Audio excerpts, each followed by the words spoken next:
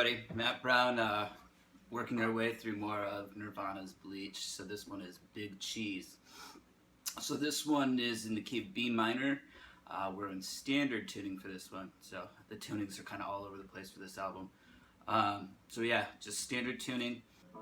So we'll look at the intro first. What he's doing with this is just playing 2-string power chords, C5 and B5. And what he's doing is what's called a hammer-on from nowhere with the first chord, which is basically where you don't strum and you just hammer on the chord with the left hand. So it's a dotted quarter note type rhythm, and then he slides down to the B5. So what's happening simultaneously with the hammer-on is a volume swell like this.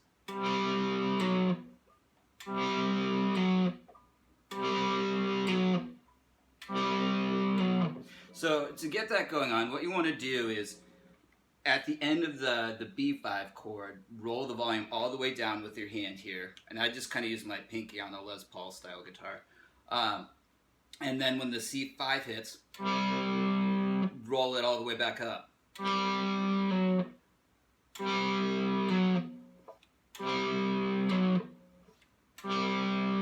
So this happens 8 times, and the last time, instead of cutting off the last chord, it's this. So he lets the last chord sustain, and if you're playing with your amp loud enough and close enough to it, you'll get some feedback on that last chord like you hear on the recording. Okay, so let's look at the next riff that comes in, kind of like the main riff of the song. Okay, so the main riff is this, the part that's repeated.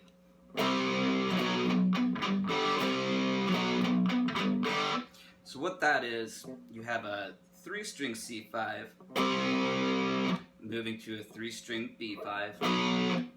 So you have, and then what happens next is 2 palm muted notes out of your B5 power chord, so that's your 4th string note. It's just a B. So 2 of those palm muted with downstrokes, and then what you're going to do is palm mute the open G and B strings, and then the final 8th note of the measure is like basically you can hit the open 4th and 3rd strings or the 4th, 3rd, and 2nd strings. So real slowly we'd have.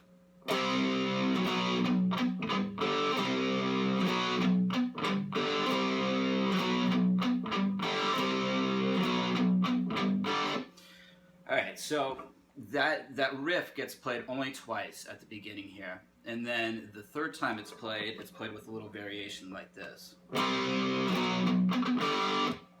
So the variation is, so you have that kind of gallop rhythm, and then the chord. Alright, so then after that it just goes back to the normal way of playing the riff.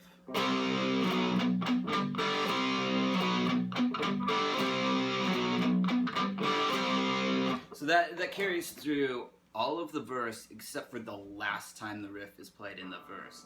And that time goes like this. So it's a kind of a transitional measure to the chorus. So again, I'll do it slowly.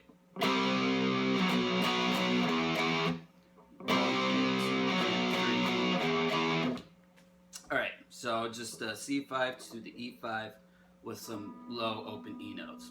Easy enough. Alright, so the chorus is real simple. It just, it's a nice thing that works with the vocal melody that he's got there.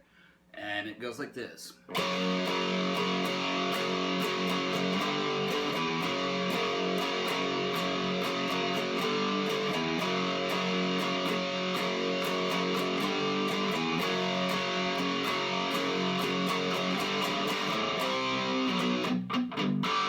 Alright, and then you're back to the verse. So, 3-string power chords, F sharp 5, going to a G5. So the rhythm.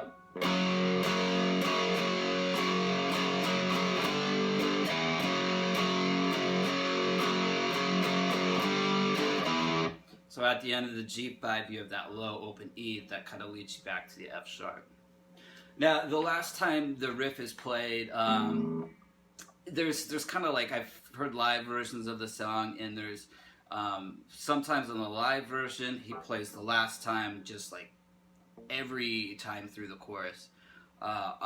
In various versions, though, he plays the final time like this.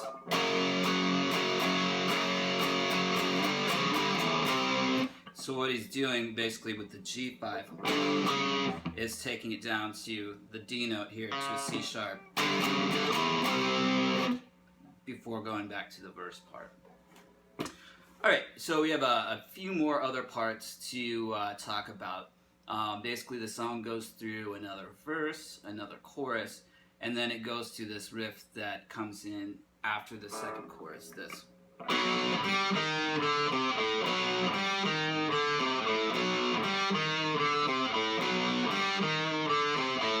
So it's kind of like a Phrygian dominant type thing, this being the Phrygian dominant scale.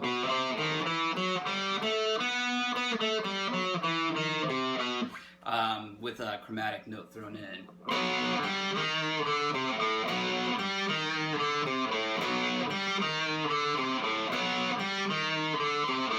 So the B5 chord is now played down here, 3 strings, and then you have open G note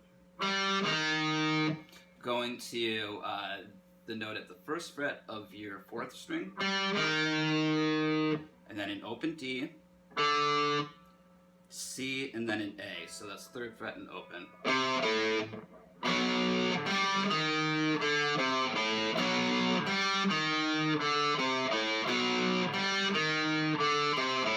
And the E flat or D sharp note, whatever, is played with vibrato usually.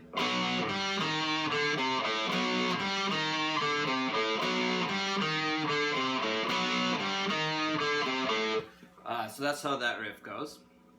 And then we're to the solo. So let's take a look at that.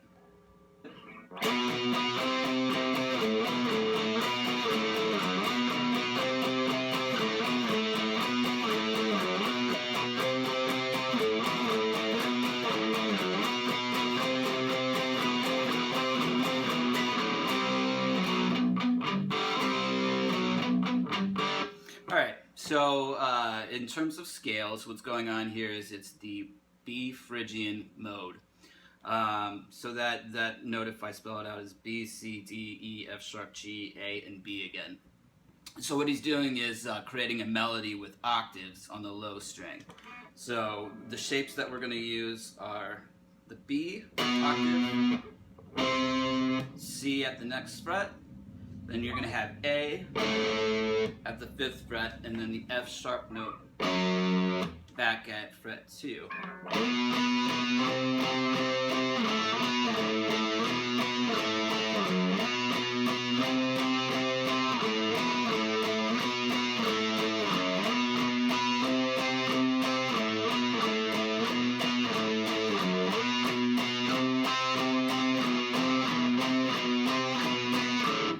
So the last time you get something that's played different, you get this.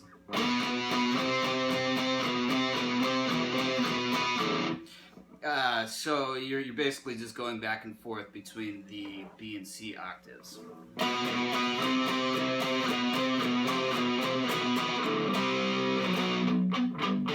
And at that point we're back into a verse. So then what happens is you cycle through a verse, a chorus, this riff,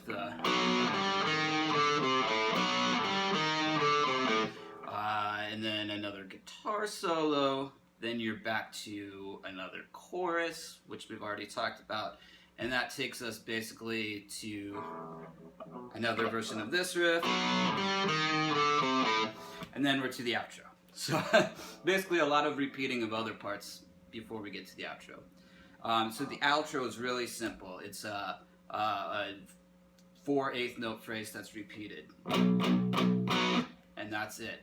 So you're palm muting the lowest 2 strings of your B5 power chord, and And then on the 4th eighth note, you're striking the higher 2 notes of this power chord without palm muting. So,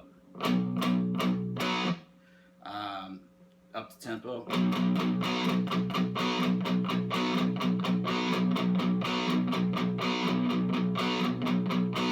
You know, that type of thing. So the last time, the last measure of this kind of figure, instead of doing the palm muted stuff, it's just a strummed chord, and then he slides out of it.